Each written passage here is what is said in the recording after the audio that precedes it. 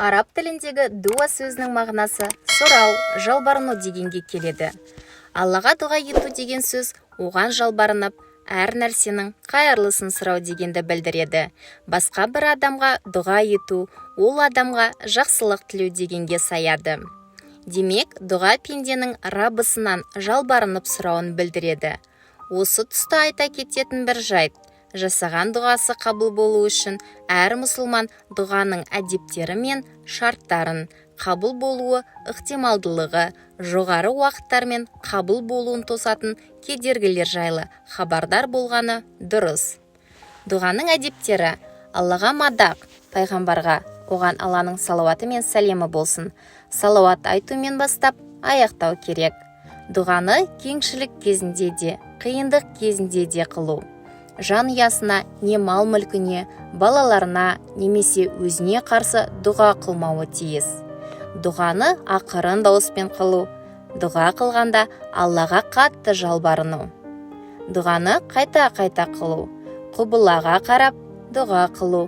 Дұға қылғанда қолды жоғары көтеру. Дұға қылардан бұрын дәрет алу.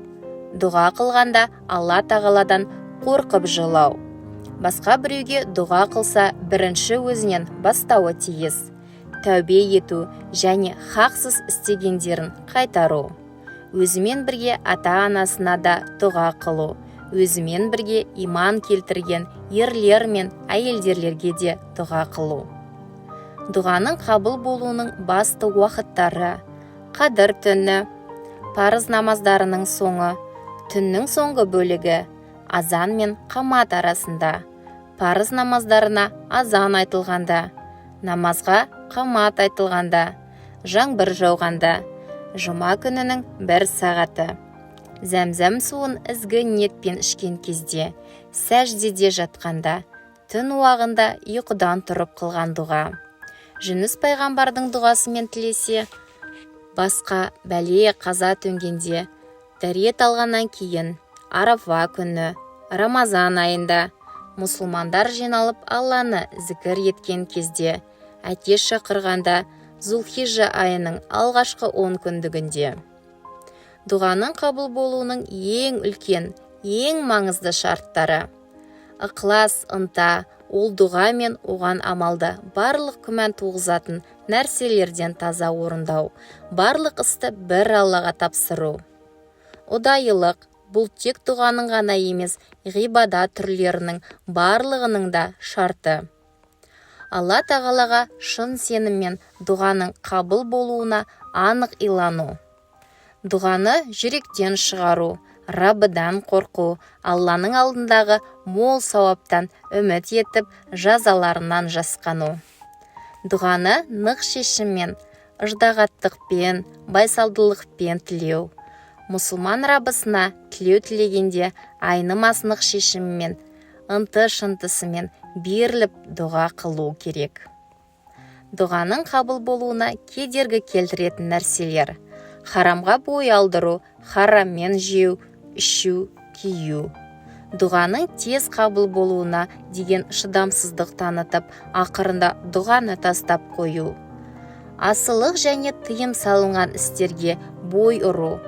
Дұғаның қабыл болуына тыйым салынған шектерді бұзып, күнәларға бару кедергі болуы мүмкін. Алла тағаланың міндетіндегі парыздарын орындамау. Құлшылық істерін орындаудың дұғаның қабыл болуының бір себебі десек, керісінше мұсылманға міндеттелген парыздарды орындамауда дұғаның қабыл болуына кедергі болып есептеледі. Күнә қателікте болуы не туыстық байланыстарын үзу. Дұғаның қабыл болуы Алланың хикметімен кешігуі ықтимал. Бұл туралы бір хадисте айтылған. Дұғасы қабыл кісілер: үнемі Алла тағаланы ұмытпайтын кісінің дұғасы, мазлум, яғни жәбір көрген пенденің дұғасы, әділ иманның немесе әділ билеушінің дұғасы. 3 адамның дұғасын Алла тағала қайтармайды: Алланы көп зікір етушінің, жәбірленген жанның және әділ иманның. Кәпір болса да мазлумның дұғасынан сақтаныңдар, өйткені оның дұғасына бөгет жоқ. Хазірет Жүністің алейхи уассалям дұғасымен дұға етушінің.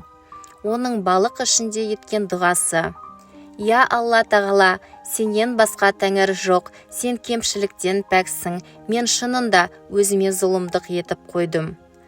Қай жағдай болмасын, мұсылман пенде бұл дұғамен тілек тілесе, Алла оның дұғасын қабыл етеді.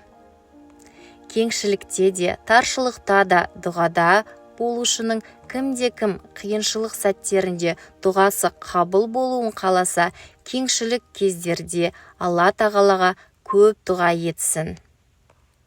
Ораза ұстаушының, мүсәпірдің, яғни жолаушының 3 түрлі дұға қабыл. Ораза ұстаушының, жәбір шеккеннің және мүсәпірдің. Атаның баласына тілеген тілегі.